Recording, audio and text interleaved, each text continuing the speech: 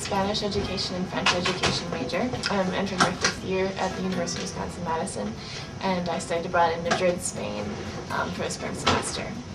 The academics in Madrid are pretty unique to that program. When you go on that program, you enroll in classes that are just for American students taught by Spanish professors, and also in university classes. So I took 3 university classes. One was a French class, one was a Spanish-American literature class, another was an ethnography class, they called it, so anthropology of Latin America. And then I also took 2 classes, Leonidas they were called, for American students. One was focused on Cervantes and his literary works, and the other was a modern Spanish history class.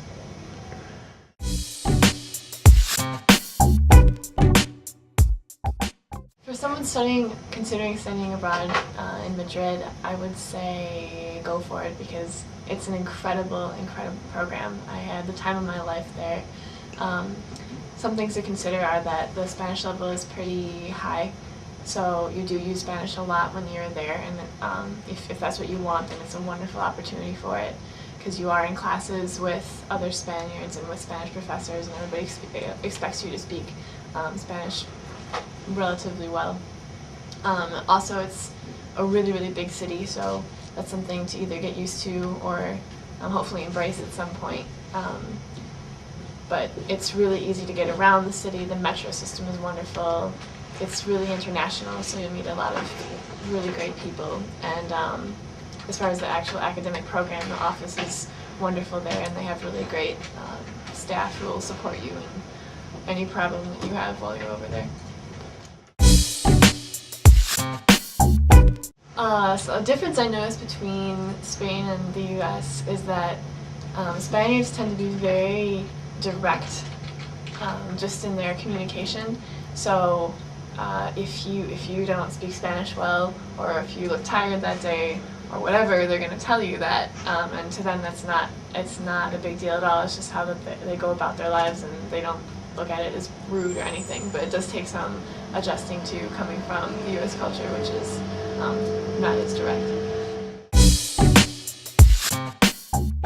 Definitely made me a lot more independent and confident.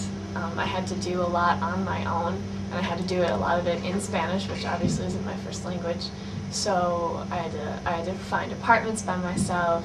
I had to do all my homework and interact with my professors, and it definitely made me feel like a grown-up, because I had to go around and carry on my life by myself, and it really helped me to grow a lot.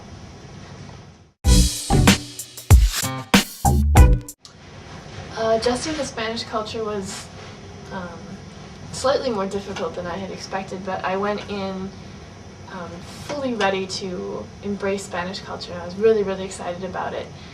So I made every effort to kind of put aside American culture for a while and really involve myself in what was Spain.